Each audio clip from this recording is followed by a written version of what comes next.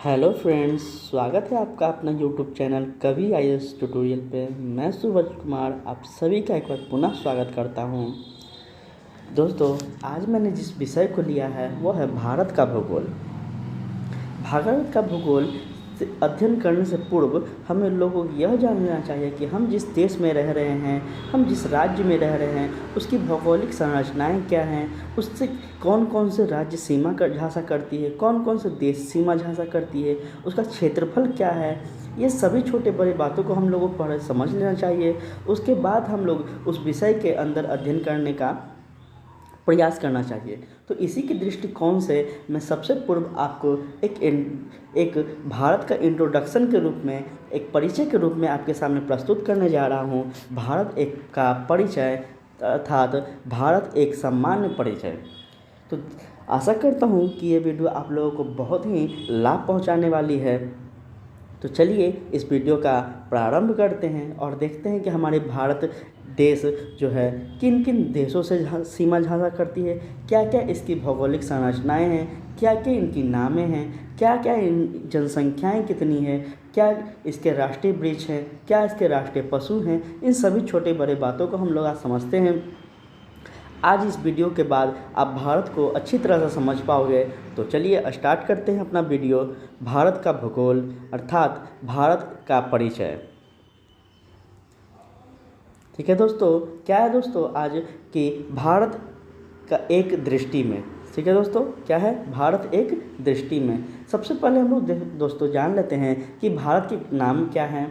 तो देश हमारा जो भारत है उसके सिर्फ भारत ही नाम नहीं है दोस्तों, अन्य नामें भी हैं। आर्यावर्त, जम्मूद्वीप, भारतवर्ष, हिंदुस्तान, इंडिया, कई और नामों से जाना जाता है हमारा भारत। इनमें से कुछ लोग ही जानते होंगे दोस्तों कि भारत के इतने नाम हैं।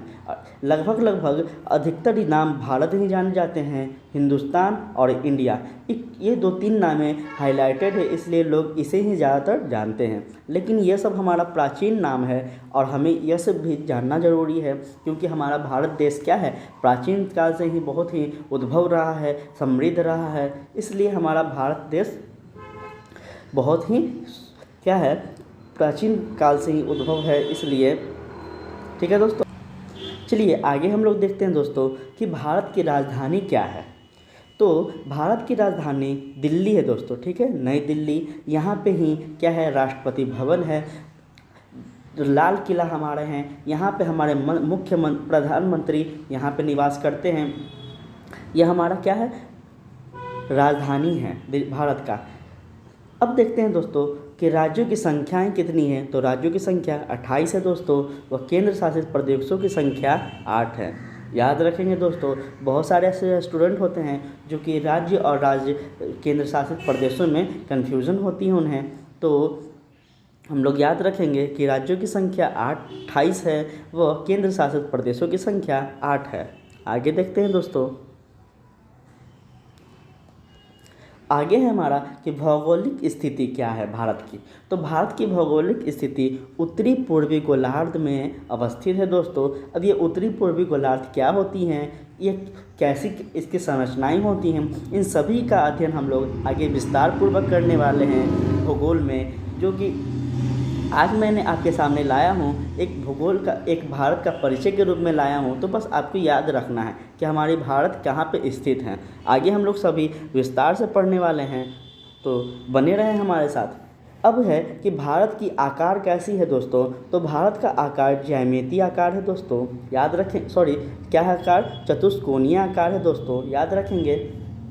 भारत का आकार कैसा है दोस्तों, तो चतुष्कोणीय है। वह अक्षांशीय विस्तार भारत की कितनी है दोस्तों, तो 8 डिग्री 4 मिनट उत्तरी अक्षांश से 37 डिग्री 6 मिनट उत्तरी अक्षांश। याद रखेंगे दोस्तों। अब ये उत्तरी अक्षांश क्या होती है, दक्षिणी अक्षांश क्या होती है, ये सभी बातें हम लोग जानेंगे। देशांतर क्या होते हैं, पूर्वी देशांतर क्या होते हैं, पश्चिमी देशांतर क्या होते हैं, इन सभी बातों को हम लोग समझेंगे जब आगे हम लोग क्या करेंगे, भूगोल का अध्ययन विस्तार पूर्वक करेंगे। तो बने रहें हमारे वीडियो के साथ और लोगों को जोड़ते रहेंगे। हम लोग बहुत ही अच्छे तरीक़ा से भारत का भूगोल को पढ़ने वाले हैं। आगे चलिए हम लोग आगे देखते हैं दोस्तों कि देशांतरीय विस्तार भारत के कितने हैं। तो 68 है दोस्तों, 68 डिग्री 7 पूर्वी देशांतर से कितना है दोस्तों 97.25 पूर्वी देशांतर। ठीक है दोस्तों, कितना है 68°7' पूर्वी देशांतर से 97.25 पूर्वी देशांतर हमारे देशांतरीय विस्तार है भारत की। इन सभी के बारे में हम लोग देखे आराम से पढ़ने वाले हैं दोस्तों, याद रखेंगे आप लोग। आगे देखते हैं हमारा भारत का मानक समय क्या है दोस्तों, तो 42.5°। याद रखेंगे दोस्तों, कितना है 82.5°। ठीक है, भारत का मानक समय क्या है दोस्तों, तो 82.5° है। भौगोलिक विस्तार उत्तर से दक्षिण कितना है दोस्तों 3214 किलोमीटर। कहाँ से दोस्तों, उत्तर से दक्षिण की ओर। कहाँ से दोस्तों, उत्तर से दक्षिण की ओर। उत्तर यहाँ से दोस्तों यहाँ की ओर कितना है दोस्तों 3214 किलोमीटर है। आगे हम लोग देखते हैं तथा पूर्व से पश्चिम की ओर 2933 किलोमीटर। यहाँ से दोस्तों यह देखते हैं, यह कितना है दोस्तों 2000, यहाँ पे देखेंगे 2933 किलोमीटर।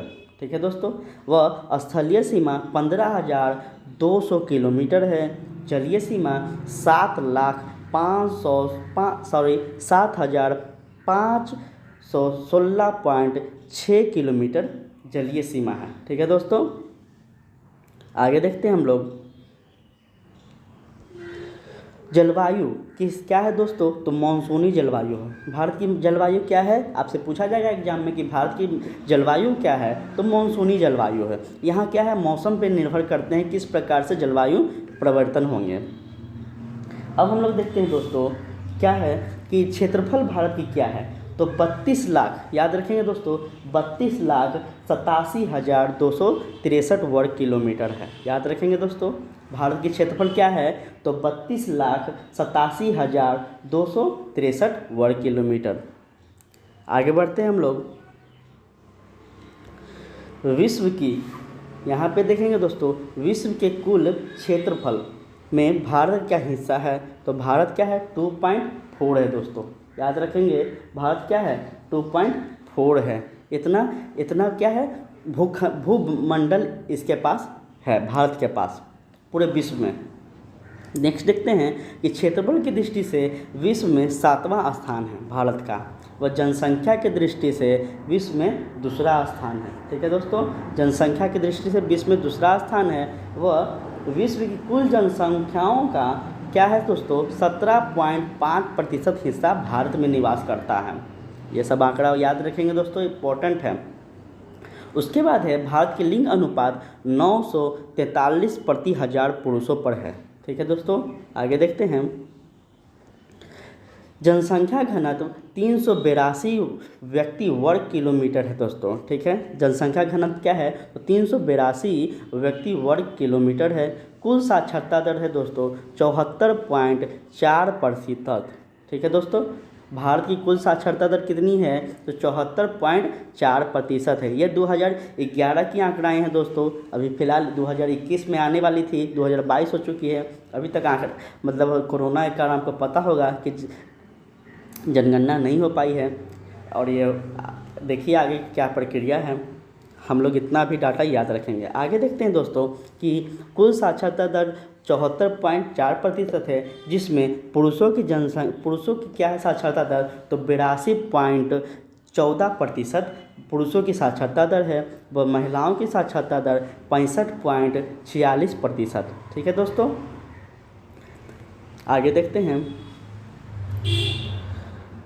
अनुसूचित जाति जनसंख्या कितने हैं दोस्तों भारत में, तो 16.6% कुल अनुसूचित मतलब एससी की जनसंख्याएं हैं भारत में। याद रखेंगे दोस्तों, एससी की कितनी जनसंख्याएं हैं, तो 16.6%। वह एसटी की जनसंख्या कितनी है दोस्तों, तो 8.6% कुल एसटी की जनसंख्याएं हैं। ठीक है दोस्तों, अब आगे देखते हैं हम लोग। आगे है कि भारत में पर्वतीय क्षेत्र का विस्तार कहाँ तक फैला हुआ है, कितने फैले हुई हैं, इन सभी का बात हम लोग आगे अध्ययन करने वाले हैं। बस इतना जान लेते हैं कि अभी कितना फैला हुआ है दोस्तों, तो 10.7% पर्वतीय क्षेत्र है भारत में वह पहाड़ी क्षेत्र का विस्तार 18.6% है, पठारी क्षेत्र का विस्तार 27.7% है, मैदानी क्षेत्रों का विस्तार 43.0% है। अब हम लोग यह भी देख लेते हैं दोस्तों कि मैदानी क्षेत्र इतना क्यों ज़्यादा है। तो आपको पता होगा कि मैदानी क्षेत्र में क्या है, भारत जो है यह भारत है हमारा, हमने मतलब शॉर्ट में आपको बताने का प्रयास कर रहा हूँ कि यह भारत है, मानकर चलिए। ऊपर क्या है, ऊपर उत्तर साइड है और आपको पता होगा कि उधर क्या है, पर्वतीय क्षेत्र है। आपको पता होगा जम्मू कश्मीर ये सब सभी क्या है, वहीं तो है, उत्तर में ही ना है। तो यहाँ पर्वतीय क्षेत्र है, उत्तराखंड ये सब। उसके बाद यहाँ पे प्रायद्वीपीय भारत है, मतलब क्या है, मैदान पठारी भाग हैं, मैदान ये सब समुद्र है नीचे इधर, तो आपको पता होगा। यहाँ पे क्या है, यहाँ पे मैदानी भाग हैं, इसलिए मैदानी भाग ज़्यादा है। उत्तर प्रदेश, बिहार, राजस्थान ये सभी तो यहीं पे है ना, तो इसलिए क्या है, मैदानी भाग ज़्यादा है। ठीक है दोस्तों, आगे चलते हैं। भारत से कर्क रेखा पर भारत क्या है, कर्क रेखा से गुजरती है। और भारत में कर्क रेखा से गुजरने वाले कौन कौन से राज्य हैं उसके बारे में भी हम लोग जान लेते हैं। इतना जानेंगे कि 8 राज्यों से क्या होती है, भारत में कर्क रेखा गुजरती है। कौन कौन से राज्य हैं दोस्तों, तो नोट कर लेंगे। गुजरात है, राजस्थान है, मध्य प्रदेश है, छत्तीसगढ़ है, झारखंड है, पश्चिम बंगाल है, और त्रिपुरा एवं मिजोरम है। इन 8 राज्यों से क्या होती है दोस्तों, भारत में कर्क रेखा गुजरती है। इन सभी के बारे में हम लोग पढ़ेंगे कि कर्क रेखा क्या होते हैं, विषुवत रेखा क्या होते हैं, मकर रेखा क्या होते हैं, इन सभी के बारे में हम लोग अध्ययन करने वाले हैं।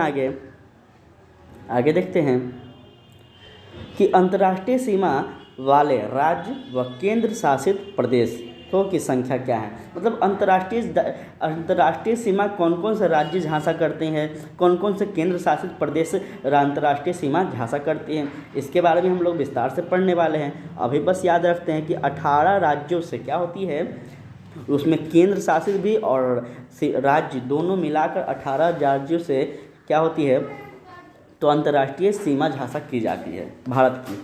ठीक है, राष्ट्रीय राजमार्ग की संख्या कितनी है दोस्तों, तो 599 है। वह बड़े बंदरगाहों की संख्या 13 है, याद रखेंगे दोस्तों। आगे देखते हैं, राष्ट्रीय पशु हमारा बाघ है दोस्तों, वह राष्ट्रीय विरासत पशु हाथी है। ठीक है, सॉरी दोस्तों, हमारा राष्ट्रीय विरासत पशु क्या है दोस्तों, हाथी है। हाथी को राष्ट्रीय विरासत पशु की मान्यता कब मिली, जब हमारा संविधान लागू हो रहा था, तो इसे क्या मिली, विरासत पशु की मान्यता दी गई। और हमारा दोस्तों ये जो बाघ हैं ये राष्ट्रीय पशु है। आपको पता होगा दोस्तों कि अब हमारा जो धीरे धीरे भारत में बाघों की संख्याएं हैं जो कम होती जा रही है। आपने वन रिपोर्ट को देखा होगा तो आपको पता होगा, जो कि हमारा राष्ट्रीय पशु है लेकिन इनकी जनसंख्याएं धीरे धीरे कम विलुप्त होती जा रही है। चलिए आगे देखते हैं दोस्तों।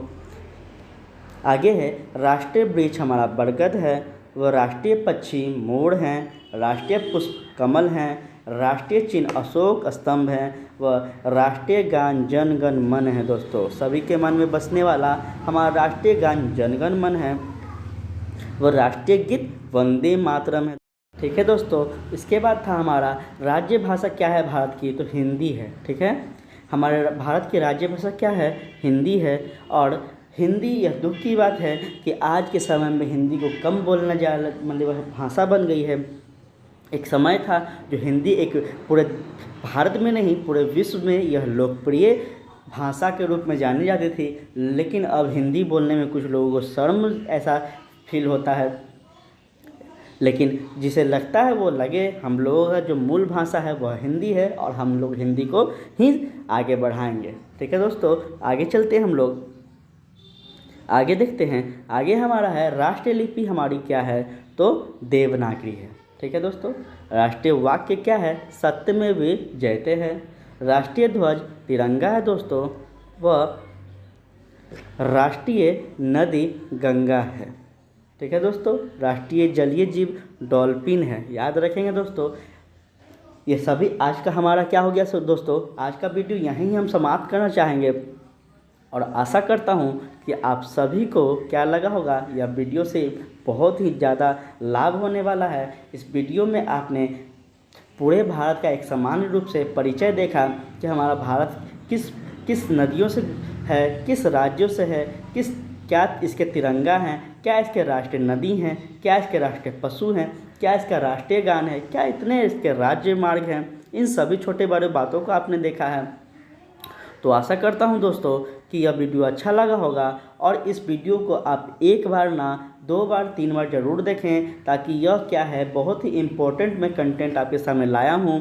यह आप यह नहीं सोचें कि यह बेसिक है, यह सभी को पता है, ऐसा बात नहीं है दोस्तों। बहुत सारे स्टूडेंट हैं जो इसी छोटे बड़े बातों में गलतियां कर बैठते हैं और अपने दोस्तों सभी अपने आस पड़ोस में इसे क्या करें, शेयर करें, लाइक करवाएं, सब्सक्राइब करवाएं, ताकि मैं और भी ऐसे ऐसे वीडियो आपके सामने लाने का कोशिश करता रहूं। तब तक के लिए इतना ही। जय हिंद, जय भारत।